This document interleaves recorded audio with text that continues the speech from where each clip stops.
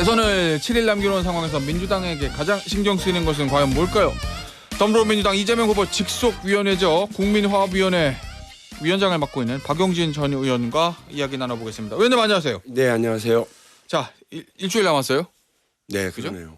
지금 가장 신경 쓰이고 경계하는 거 뭡니까 민주당이? 단일화하고 자책골 네, 두 가지죠 뭐. 단일화하고 자책골 네. 하나씩 볼까요? 단일화 그러면 될 거라고 보고 계시는 거예요?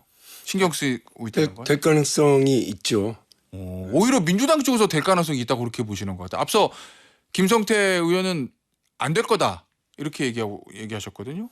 그러니까 뭐 단일화라고 하는 게 예. 그 보수 전체로 볼 때는 단순 합으로 보면 해볼 만한 구도를 만들 수 있다. 이게 이제 일단 있고. 산수로 계산하면 그리고 뭐 민주당으로서는 이제 예방 주사를 놓는 효과도 있겠습니다만 실제로 단일화가 만들어지면 선거를 포기하고 있었던 보수층도 결집하는 그 기폭제가 되거든요. 아, 해볼 만하구나 뭐 이러면서 그렇게 되면 위험한 일이 벌어질 수 있다고 보고 이준석 후보가 난 안 해요. 예. 이렇게 이야기를 하고 있습니다만 양두구육 이준석 아닙니까?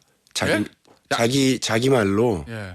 자기가 윤석열 대통령 당선시킬 때 개공인 줄 알면서 양고기로 속여 팔았다 그렇게 얘기를 했던 거 아니에요. 그때 그 대통령도 속여 팔았는데 예. 단일화 말바꾸기쯤이야 얼마든지 할 수 있겠구나 이런 우려가 들죠. 그러면 이준석 후보가 지금 절대 안 합니다라고 말하는 건 일종의 전략적인 거고 속내를 할 수도 있다 이렇게 보시는군요, 의원님은. 그렇죠. 제가 말씀드렸잖아요. 개고기인 줄 알면서 양고기로 팔았다고 본인이 이실직고했잖아요. 그러니까 이번에도 할 생각이면서 안 하겠다고 이야기할 수도 있고 세상에 국민들한테 대통령 자격이 없는 사람인 줄 알면서도 근사하게 포장해서 팔았으면 이게 불법 도축업자 혹은 불법 유통업자인데 그런 일은 이제 반복적으로 또 벌어질 수도 있겠구나. 국민들을 속이는 일이라면 그런 의미에서 이준석 후보가 아니요라고 세게 말할수록 저거 혹시 양두구육투 이렇게 생각하는 거죠. 의원님, 김문수 후보 입장에서야 이준석 후보가 단일화해서 들어오는 게 너무너무 좋을 건데 네. 그러면 이준석 후보가 만약에 단일화에 응한다면 그 원인과 이유는 뭐라고 보세요? 이준석의 미래가 뭘까? 유승민의 길을 걸어가는 걸까? 아니면 보수의 어떤 뭐 그 변화와 혁신의 주인공이 되는 걸까? 이렇게 놓고 보면 걱정스럽겠죠. 유승민 의원의 오늘이 자기의 내일이 된다 이렇게 생각을 하면 그래서 이번 대선에서의 패배를 그 본인에게 뒤집어 씌우려고 한다. 그렇게 주장하잖아요. 그게 얼마나 무섭겠어요. 그러니까 그런 현실적인 문제 때문에 단일화를 할 수도 있겠구나 이런 생각이 들고 실제로 웃긴 건 그런 거예요. 본인이 안 하겠다고 그러는데 단일화를 막 하자고 그러는 건 본인 탓이에요. 어떤 말씀이시죠 그게? 어떤 차별성을 보이지 못했잖아요. 아무리 국민의힘이 제정신이 아니어도 이재명 후보 보고 단일화 하자고는 안 하잖아요. 그거는 이유가 뭐냐면 너무 다르기 때문이에요. 국민들이 인식하기에 저기는 무슨 단일화를 언급할 상대가 아니라 서로 실력을 겨루고 자웅을 겨뤄야 될 세력이다 이렇게 보는 거잖아요. 근데 이준석 의원이 이준석 후보가 여러 그 뭐 말솜씨로 본인의 존재감은 드러낼 수 있을지 모르지만 결국 어떻게 국민의힘과 내가 다른지를 제대로 설명하고 있지 못해요. 그리고 미래를 위한 어떤 공약이나 비전을 제시하고 있지도 못해요. 그러니까 자꾸 단일화 자장 안에 끌려 들어가는 거죠. 차별성을 결국은 뭐 윤석열 추종하는 집단 김문수 내란 잔당 우두머리 김문수가 이끌고 있는 그 국민의힘에 그냥 그 차별 그들이 얘기하는 내용과 크게 다르지 않다라고 국민들이 인식하고 계신 거예요. 의원님 예전에 아마 비상계엄 있고 나서 이제 조기 대선 한 해 만에 할 때 저랑 인터뷰 때 하신 말씀을 제가 기억하는데 만약에 단일화하면 이준석 당신의 의원이죠. 단군 이래 최대 몸값으로 비싸게 팔 거다라고 말씀하셨던 그렇죠. 거 기억나시죠? 예, 아마 예. 뭐 제가 말씀드릴 때는 봉이 김선달 이후에 대동강물 예. 팔아먹었듯이 예. 아마 최대 몸값을 받고 그렇게 할 거다 이렇게 예. 말씀드렸죠. 그럼 뭐 지금 보면 뭐 이동훈 공보단장이 얘기했지만 뭐 친윤 의원들이 뭐 당권 주겠다 그랬다. 그다음에 공동정부론 뭐 40대 총리 얘기 막 김문수 후보가 하잖아요. 그런 것들이 다 이준석 후보를 단일화를 끌어들이기 위한 국민의힘 주류의 어떤 제안 뭐 이렇게 보시는 거예요. 그렇죠. 이제 예. 뭐 이렇게 그 계약서 초안을 작성해서 예. 자꾸 보내는 건데 그럼 엄청난 대가를 받을 수도 있다. 예, 그렇죠. 그런데 이제 거기에 몇 가지 덤으로 얹어달라고 하는 게 있잖아요. 뭐요? 친윤 척결 뭐 어. 이런 등등. 예. 본인 못 살게 굴었던 사람들 정리해라. 과거 일에 대한 사과 이런 거. 예, 뭐 그런 부분도 있고 그러니까 예. 저는 그 단일화가 될 수 있다고 보는데 예. 민주당 입장에서는 삼자구도가 민주당 쪽 훨씬 좋죠. 그렇죠. 근데 왜냐하면 지금 산술적으로 하면은 뭐 좀 근데 또 버리니까. 정치는 그렇게 단순 산술이 아니라서 변수가 너무 많은 예. 뭐 고차방정식이잖아요.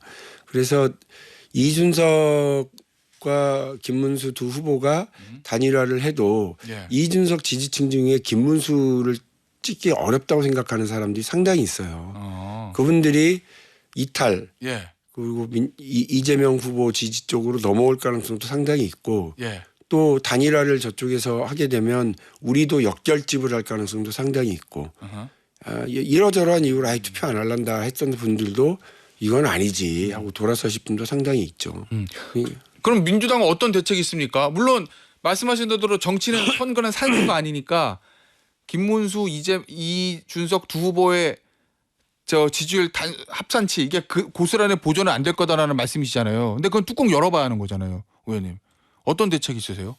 단일화 할 거로 지금 상정을 하고 준비하신다고 하면? 아니 지금 이렇게 단일화 될 거다 예. 긴장하자라고 이야기하는 것부터가 지금 일종의 예방책이자 대비책의 시작인 거죠. 그래서 예. 지지층들이 다 이겼는데 뭐 그러니까 오늘도 한 두어 개 그 언론에서 예. 아침에 조간에서 이렇게 여론조사 결과를 뭐 냈던데 단순 수치만 보면 안 되는 거거든요. 예. 수치상으로 넉넉한데 예. 그게 이제 오히려 방심하는 효과를 느슨하게 하는 효과가 있어요. 그래서 자만하지 않도록 하는 게 중요합니다. 앞서 이제 두 가지 경계할 게 이제 하나 단일화 말씀하셨고 또 하나가 이제 실책 말씀하셨거든요. 네, 우리의 자살골 뭐 예. 그런 거죠. 지금 한 캠페인 한 2주, 한 3주 정도 됐는데 눈에 띄는 실책이 있었다고 평가하세요? 민주당이나 이재명 후보 입장에서? 그러니까 원래 이제 저희가 자장이 언제부터 시작됐냐면 대법원이 예. 이상한 그 판결, 예. 이상한 속도의 판결을 이렇게 한 것과 관련해서 내부적으로도 사법부 내부에서도 지금 문제 제기가 있고 그래서 예. 법관회의도 열리고 지금 이랬던 거 아닙니까? 근데 민주당이 이제 거기서부터 출발해서 그 뭐 사법부 개혁에 예. 대한 뭐 그 깃발을 들고 나서부터 여러 이야기들이 막 나왔고 근데 어쨌든 민주당이 자체적으로 잘 정리한 것 같아요. 예를 들면 비법조인도 네, 대법관 될 수 예, 있다 이거. 예. 예. 그 당연히 사법개혁의 내용으로 이야기할 수 있는 부분들이거든요. 예. 그러니까 그 다양성 재판부의 그 다양성은 한 20년 전부터 이야기되고 조금씩 변화가 예. 있었던 지점들이죠. 근데 그 부분이 굳이 지금 선거 기간에 논의돼서 예. 국민들의 논란이 될 필요는 없잖아요. 그래서 그런 부분들은 앞으로도 좀 조심하고 주의해야 될 지점인 것 같아요. 아 그러면은 과도한 사법부에 대한 압박으로 비칠 수 있는 것들은 조금 실책인데 지금 마지막 순간에 비법조인 대법관 이거 처리한 건 잘했다 이런 말씀이시고. 예, 뭐 논의할 수 있다고 저는 보고요. 예. 전에도 그런 표현 드렸는데 일종의 이제 견제구를 사법부에 던진 건데 예. 그 일루에 발을 묶어놓으려고 던지는 거지 꼭 태그아웃 시키려고 던지는 건 아닌데 너무 세게 던지면 볼이 빠지죠. 그러면 이제 2루까지 그냥 가니까 예. 우리는 이제 그런 면에서 수위 조절을 잘 해나갈 필요는 있어요.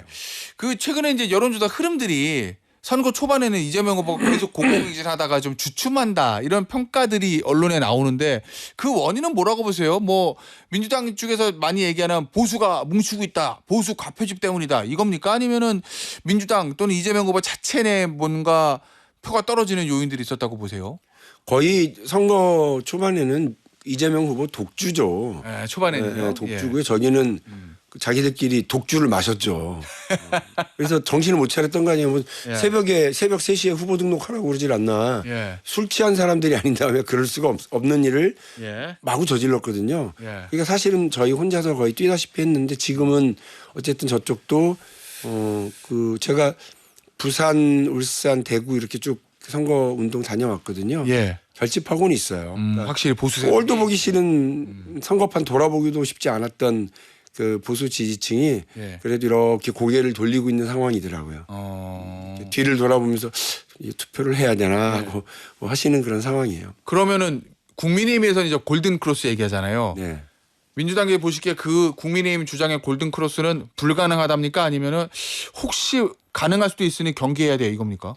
골든 크로스는 희망 사항인데 예. 그게 희망 고문으로 끝날 거예요.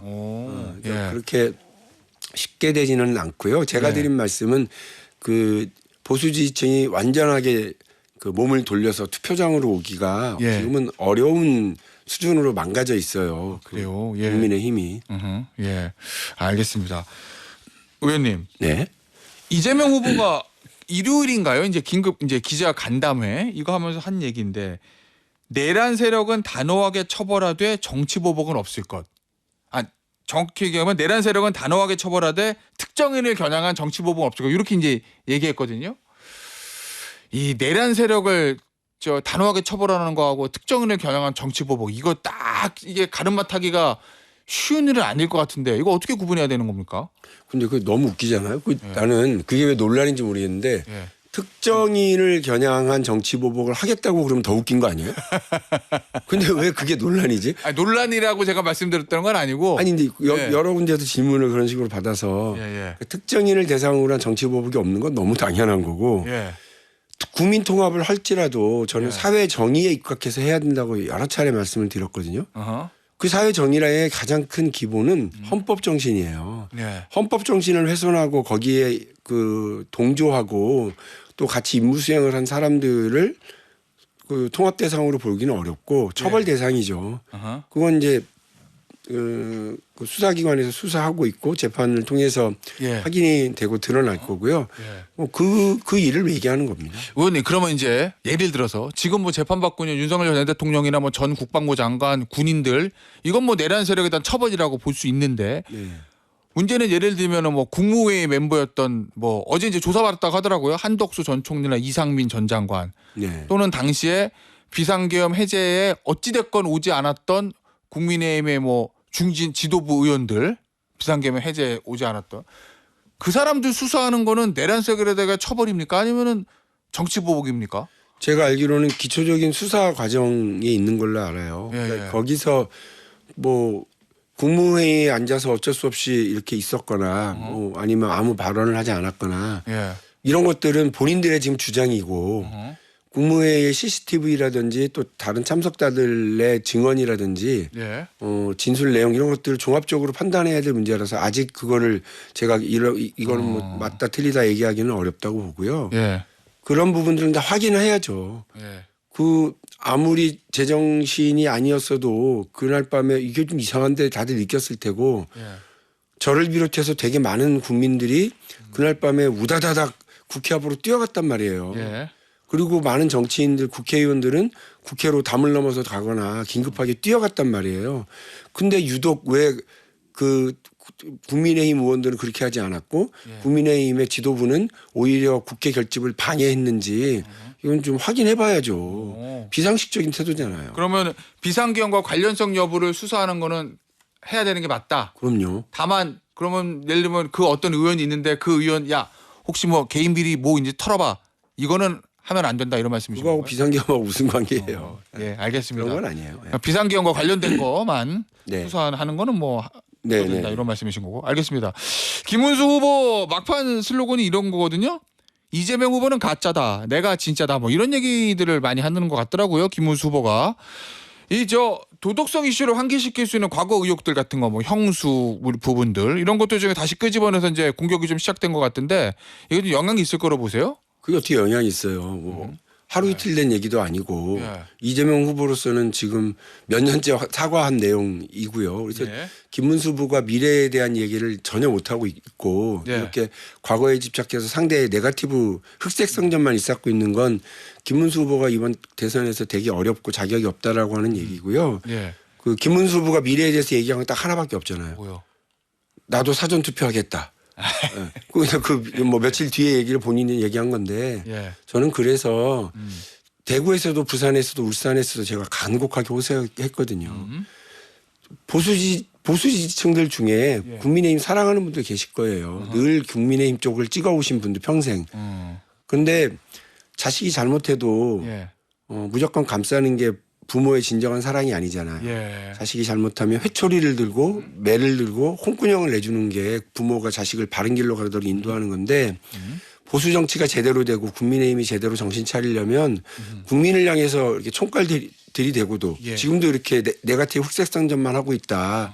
이번에 회초리를 들어주셔야 돼요. 예. 국민의힘을 지지하는 분들, 국민의힘을 사랑하시면 예. 이번에는 회초리를 들어주십시오. 알겠습니다. 자, 마지막 질문 낼 것 같은데요.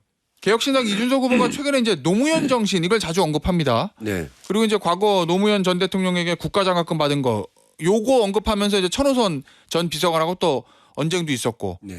민주당 지지층 사이에서는 좀 날선 반응도 나오는 것 같은데 이거 어떻게 보고 계십니까? 그 제가 오히려 그 비극적으로 보고 있는 건 예.